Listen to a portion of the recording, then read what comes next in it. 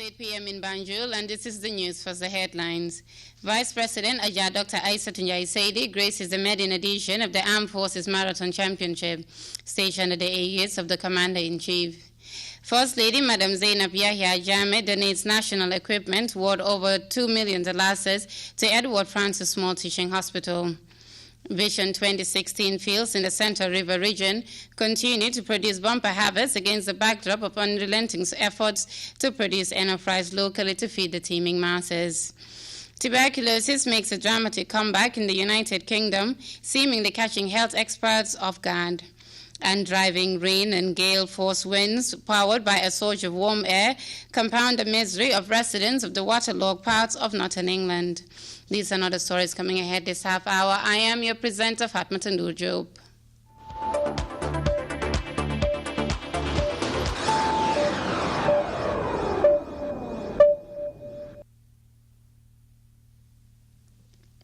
One Muhammad Hassan Loom has sent a message of solidarity to the head of state, and the text reads, Assalamu alaikum, my dear brother in Islam, my leader and hero. Your Excellency, the President of the Republic of the Gambia, Al-Haji Sheikh Professor Dr. Yahya AJJ Jammeh Babli Manta.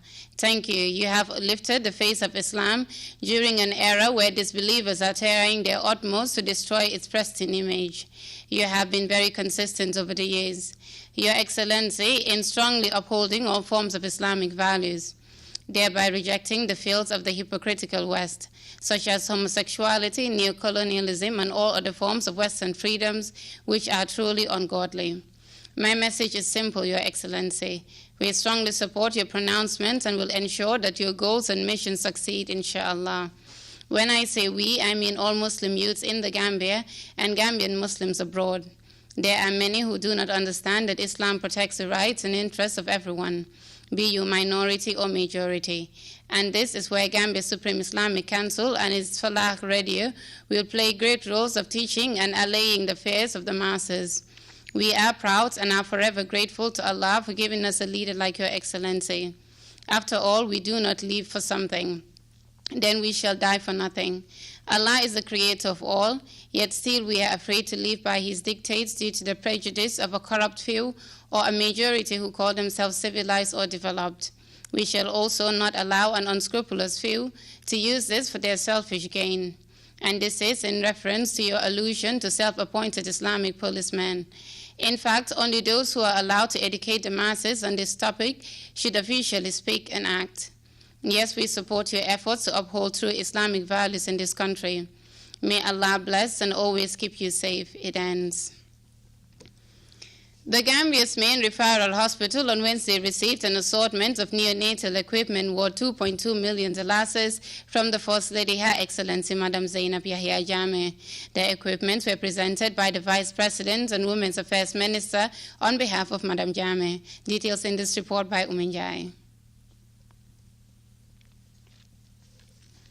Save the Children Foundation, Her Excellency the First Lady donated a sum of $4.5 million to the Edward Francis Small Teaching Hospital, earmarked for the renovation of the neonatal and pediatric wards of the hospital. And again, the First Lady has procured neonatal equipment worth $2.2 million for the country's main referral hospital.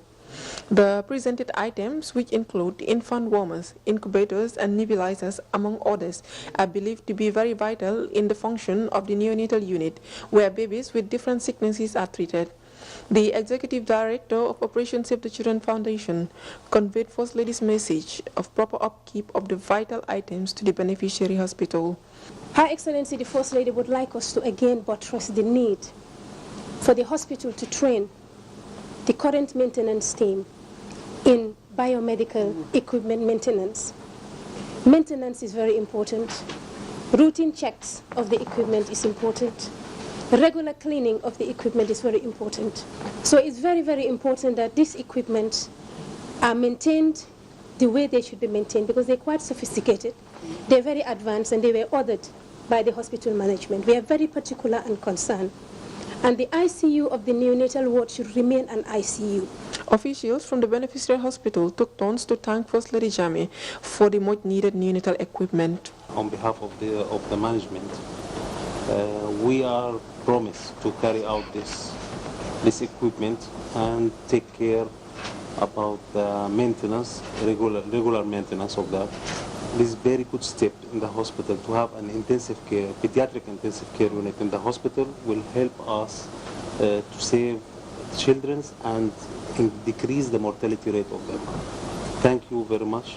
These equipments are going really to help us. As you say, we are going to support also the maintenance. We already talked with our bioengineers, the ones who are really specialized in the area. They are going to support the maintenance frequently. Minister Fai buttressed on First Lady's keen interest on the well-being of children, citing her many interventions towards that direction. This is very timely, and I want to use the opportunity to thank Her Excellency, the First Lady of the Republic, who is very passionate about the welfare of the women and the children of this country. It is her interest in the welfare of the children particularly that made her thought of establishing a foundation to support the cause of children in terms of their health, in terms of their education and welfare in general. The Health Minister acknowledged that Gambians are in the verge of getting fully trained personnel on medical engineering, and with that, the neonate equipment can be properly maintained. Currently, we have some doctors who are doing specialist training, Gambian doctors, who are sponsored by government in the sub-region, and they'll be finishing hopefully by next year also. We have a Gambian who is training in pediatric surgery, and then we are having support from Office of the First Lady. The Vice President, while handing over the items to the beneficiary, thanked First Lady Madam Zainab Jammeh for her continuous support to the health facility, but quickly advised the beneficiaries for the proper maintenance of the items. Government under His Excellency the President has done a lot. I don't have to belabor the point. We all know today where we are and where we were before 1994 in terms of decentralization of health facilities, in terms of health reaching the doorstep of every Gambian. But coming to Her Excellency the First Lady, we all know, even when she had Operation Save the Baby, we know. Previous to this program, there was Operation Save the Baby. And she's been providing incubators. She's been providing assistance to the children's ward, we all remember, the neonatal ward as well, among them, and of course the maternity ward. And she's been assisting all the tertiary institutions, health institutions in this country, especially during the first baby of the year and even before then. But today, with the setting up of the Operation Save the Children Foundation, she's even done more. You can see. She's action-oriented. We all remember when she gave resources to the Edward Francis Small Teaching Hospital to build the facility out there. We remembered. And that was all to ensure standard facilities for the children. These much-needed equipment donated to the Edward Francis Small Teaching Hospital are expected to go a long way in addressing neonatal cases. Uminjai, GRTS. The Vice President and Minister of Women's Affairs, Dr. Aisat Njai-Saidi, on Wednesday presided over the maiden edition of the Armed Forces Marathon Championship, organized under the auspices of the President, His Excellency, Chair Professor Alhaji Dr. Yahya AJJ Jammeh Babli Mansa. We hope to bring you more on the championship, seeking to, among other things, enhance the health of participants, guarantee physical well-being and camaraderie among members of the armed and security forces in due course. Meanwhile, there are indications the Gambia will soon knock off the more than 1,000 tons of rice it imports annually. The Central River region, in particular, has the potential to supply enough rice for local consumption. Ibrahim Abalde was at the Vision 2016 rice fields, and he reports on how work is faring ahead of the new year. Of land were formally demarcated thanks to President Jammeh Babli Mansa's food self-sufficiency initiative. Over the past months, volunteers from far and near have responded to the call to help at President Jammeh Babli Mansa's rice fields in the Central River region. Being the country's main staple food, government imports a staggering 144,000 tons of rice annually. Working on several agricultural methods, the system is made in such a way that it allows the planting of all types of plants. Even though rice is the predominant crop here, there are even indications that the heavy import of rice could be knocked off on real time. Here in Pachar fields here, what we are doing is we are calculating the amount of rice That's the number of tons imported annually and then used for consumption in our country. We multiply now. What we're doing here today is we are expanding our fields so as to enable us we already had the confidence that we've already achieved what we are looking for, but in making sure we are completely sealed off what we're calling for. From nursery to fields, work is always high on the agenda for the volunteers and personnel tasked with the responsibility of running the fields. Major C.D. Balde gives us insight into the new operational strategy for the new year. We are expanding our fields. One, the fields to meet the target. For instance, for the fields to be able to produce 140,000 tons per 3 months. In 3 months, for the dry season, you produce and you are able to have, for instance, 70,000 tons. The following 3 months, we are entering in the rains, you are able to have 70,000 or above. Already, you have, within 6 months, you have covered annually imported tons of rice coming into our country. Contrary to what the general public perceive, the Vision 2016 fields in Pachar are all encompassing, which means that the farm manager is pleased with the idea of accommodating and using the fields as incubating machines to feed the masses. Well, as far as the eyes can see, here at the Vision 2016 fields in Pachar, there is no let up to activities taking place here. Almost on a daily basis, large teams of volunteers stream into the Vision 2016 field to take part in harvesting or planting. In this case, we've seen the bulldozers who have been deployed here to enable the volunteers have access to huge swathes of land that have not been cultivated. This is all part of the expansion project as far as food self-sufficiency is concerned here at the Vision 2016 fields. Ibrahim Balde reporting for Grts News. A two-day capacity enhancement effort jointly put together by the Department of Information Services and UNICEF has drawn to a close. The forum that attracted journalists from the print and electronic media looked at reporting on children, especially those in sensitive circumstances. Etienne Silva picks up the rest of that story. Organized by the Department of Information Services in collaboration with UNICEF has ended. The gathering was aimed at actively involving journalists in national advocacy efforts through media visibility of the situation of children and women in the Gambia. It has been a very wonderful 2 days, very educative. I think you will agree with me. It has been resourceful. It wasn't easy, but at the end of the day, every journey must come to an end. So I think what I would do is, in the first place, to thank our partners, UNICEF, for financing such a very important initiative. They've been a very, very important partner for the Department of Information Services. They have funded a lot of our programs, and they've always manifested commitment to our endeavors. And I think our partnership is commendable in a sense that we have a concerted effort and a shared passion and responsibility for the protection of our children. Ibrahim Njai, Deputy Director, Department of Information Services, described the event as a success. He also thanked the participants for their keen participation and further paid tribute to the leadership of the country for the peace and stability Gambians are enjoying. Njai expressed hope that lessons learned will be put into good use. Back to the issue at hand, which is the training.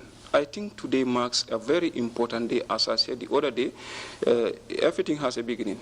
The beginning was important, but the ending is more important to me, because it's a period, or it's a time that we have been enriched with a lot of knowledge on issues relating to reporting on children and other protocols and on children and women. I have no doubt that after here, you will all go back to your various institutions to report and promote the interests of children and women. GRTS's FATOUMATA Cisse gave the vote of thanks on behalf of her participating colleagues.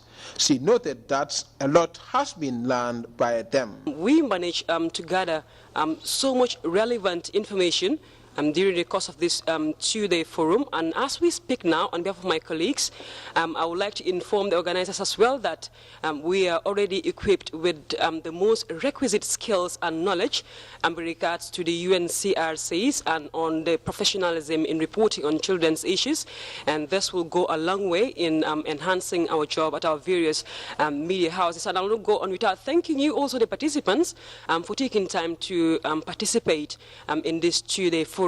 It was a rigorous two-day synergy that was attended by over 25 media practitioners from various media outlets in the country. It is hoped that the lessons garnered will be translated into fair and objective stories that will augur well for women and children. Echan Silva, GRTS News. We will be back with news from outside the Gambia after this break. Stay tuned. Joli Bakuyate and the Kumari Ban, Woolening album Fulanata, Jamfa Jankano, Kumogasia, Anita Nyoya, the King of Kora, Ako 2016, I will not be badding on Nintedi Kanunteli. Grand launching tea, Sibito Tubabo Karo at Tilikononto, January Karo 2016. Bakau Independent Stadium, tickets $350 drong, you will Nilinka, Cabo America, Europe, Sweden, Holland, France, Senegal, but Guinea-Bissau fananko mote tulakoma.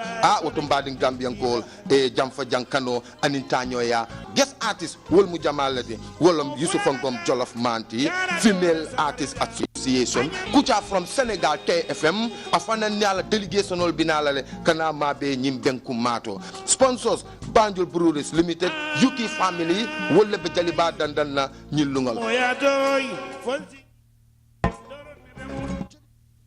Welcome back. A deadly disease is resurging at an alarming rate in the United Kingdom. Tuberculosis, or TB, was the leading cause of death in the Victorian era. CNN's Max Foster reports on what scientists are doing to stop it today. But diseases of the Victorian era are re-emerging in modern-day Britain. It was, a complete shock. 24-year-old Josie Garrett is nearing the end of intensive treatment for TB. She's studying for a master's degree, but a year ago was isolated in hospital. I contracted tuberculosis from my boyfriend. He caught TB from his friend. His friend contracted tuberculosis from his dad, and his dad first was diagnosed with TB in the 90s after traveling to India, and then it basically re-emerged again as a drug-resistant form of the disease. Up until this point, I wasn't able to work, I wasn't able to kind of socialize, I wasn't able to kind of live a normal life. TB is one disease often synonymous with poverty, affecting the most vulnerable. But health officials warn that strains of the disease lie undetected in all parts of modern society and could break out in the future. The bacterial tuberculosis can infect you and stay in your body latent for a long time.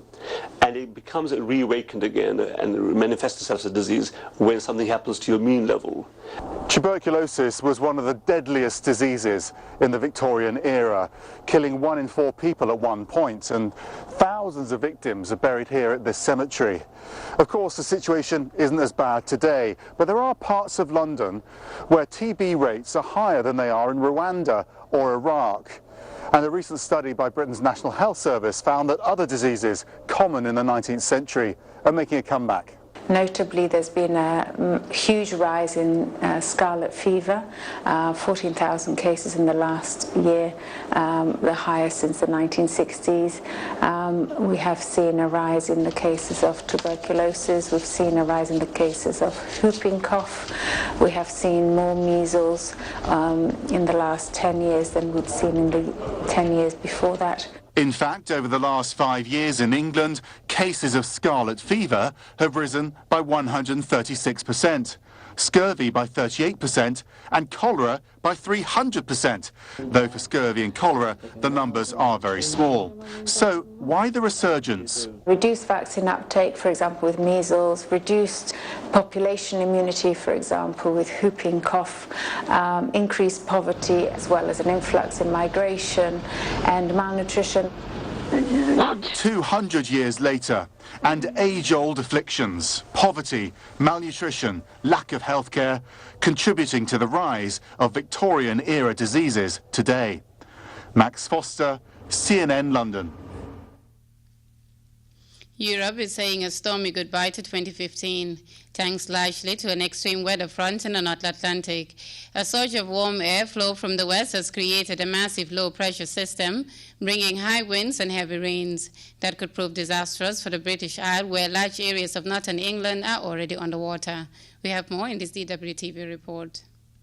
Storm Frank has been battering the British Isles. These amateur pictures show the high seas and gale force winds at dawn in Ireland on Wednesday. The turbulent weather spells bad news for England too. As Frank loomed, parts of North Yorkshire were already underwater, stretching as far as the eye could see. Worst hit, the historic city of York and its surrounding area. Some residents here are angry at the British government, blaming budget cuts for the extent of the damage. They say flood defences were inadequate and local authorities ill-prepared. The alarm's not on, that's all right. Come in. We weren't here, but according to our neighbours, there was no one came down the street to say this is a real emergency. There was no sirens, there was no tannoy or anything, or you know, the Prime Minister said how marvellous the rescue services were. We speak to people and they say yes, they did their job.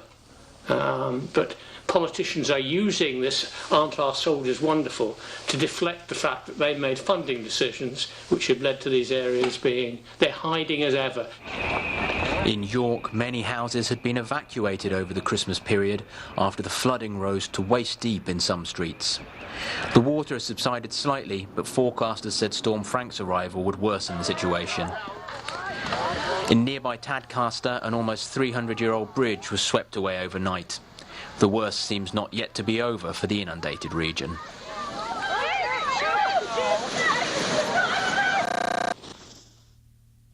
We take our second break now. More to come when we return. Stay tuned.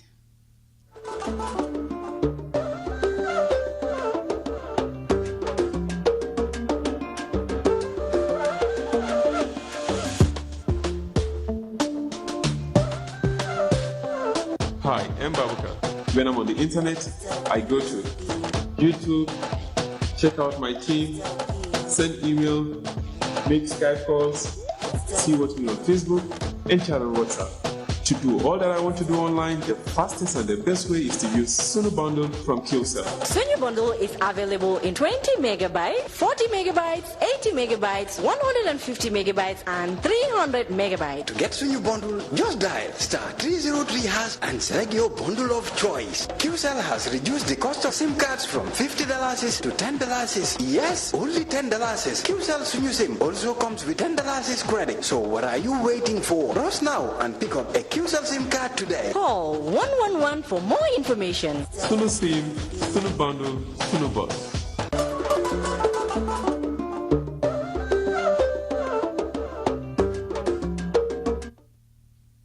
And before we take leave of you, a recap of the day's main stories.